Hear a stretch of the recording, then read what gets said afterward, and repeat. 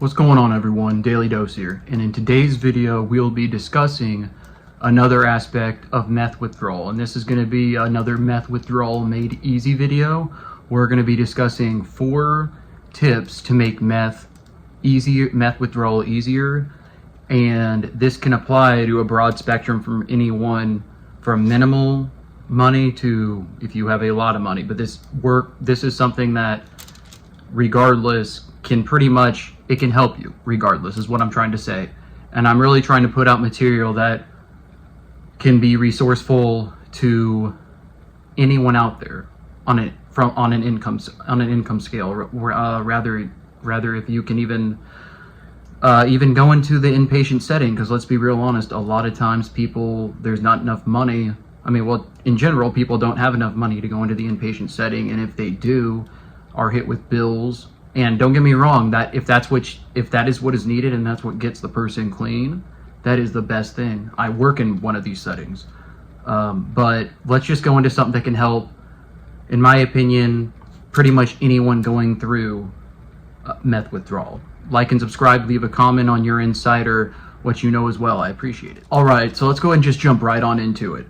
So number 1, hydration. Hydration is important when going through methamphetamine withdrawal, from the beginning physical withdrawal through even the mental withdrawal. A lot of times when somebody has been abusing methamphetamine, one of the big problems people run into is hydration status. So a lot of times when people will go in to the ER and they've been using methamphetamine, for example, is because a lot of times they could have an abscess, they're dehydrated, their immune system is weak. So hydration status is going to be very, very important when if you are currently trying to quit, or if you are stopping. Always drinking water, and not just water, also things with electrolytes. So for example, Powerade is something that I suggest to patients sometimes, because not only for somebody going through withdrawal does it hydrate, but it also carries magnesium in it, and magnesium is great for even constipation or just having a normal BM.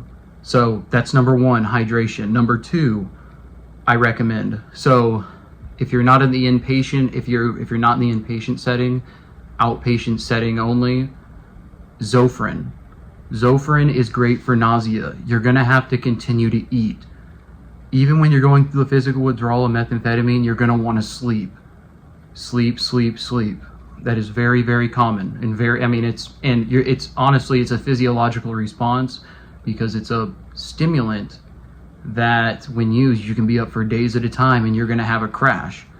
You're going to sleep. You got to also understand, when going through the detox and withdrawal, tiredness is very, very common. So feeling tired isn't something that you're gonna be like, man, I'm so tired, I can't get through this. No, this is a response your body is having due to the amount of dopamine that was constantly being used.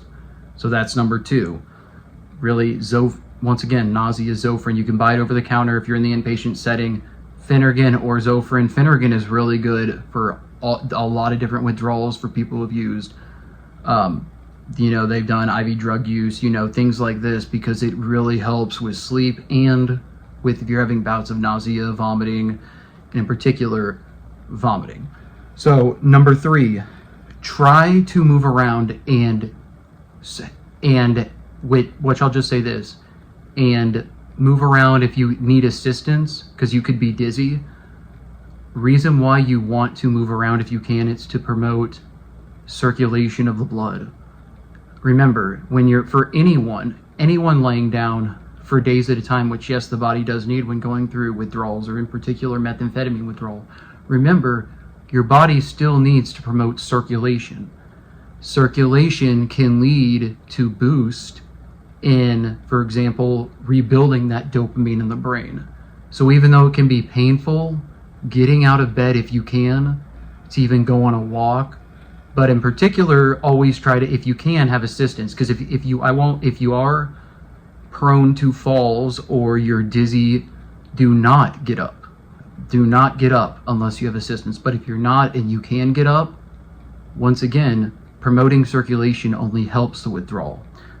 So the next one I'll go into is number 4. And this is, I say this now, and even to someone going through this, recognizing that the physical withdrawal, a lot of times, it can be it can be very tough. I've seen for people in the inpatient setting where, in particular, nausea and vomiting and just not being able to get out of bed because of the sleepiness, or in extreme cases, obviously psychosis, but I'm just talking, this is in general, once again, that getting out of bed and the tiredness and understanding that you're gonna withdraw, depending on your use, sometimes harder than others. Some people go through it, some people have a lot more problems, but anyone that tells you out there that, oh, if you've been using methamphetamine, all you need to do is sleep, 2 to 3 days and you'll be fine and that's it. That is completely wrong. First off, everyone's body is different. Yes, you need sleep when you're going through this, because you've more than likely been up. But there are people out there who have, surprisingly, ADD non-diagnosed ADD, who've actually used methamphetamine and it's actually helped them sleep. Real thing. But that's beside the point. But recognizing once again, you're gonna be tired. You're gonna have to sleep. You can't expect to be living a life of where you're gonna be constantly moving at first. Yes, moving around is good for circulation and all, but understand though that the tiredness aspect will be there, and also recognizing that there will be that post-acute phase of your withdrawal, meaning this is sometimes even harder than the physical withdrawal. A lot of times the physical withdrawal for people, honestly, some people don't have it, it's not that extreme for them, or they have it for a couple of days, like having a bad cold or the flu. Then they go into the craving phase. And the thing about this is why support is key, because this can last for some people. This is something that can go on for years, these mental cravings of it. So once again, going through this, recognizing that your brain is going to go through an adjustment. It's going to, in that it is normal. And that should not make it where you don't have the hope to where, I'm going to go back to using. You're gonna suffer some. That's just part of the process with it. And real quick, I'm just gonna add this on. We can say this is number 5, but a lot of times or an add-on to number 1 with dehydration is understanding that through dehydration, more than likely you haven't been brushing your teeth. You're not, once again, with hydration, not brushing your teeth and gums get very dry and you can have a lot of dental issues.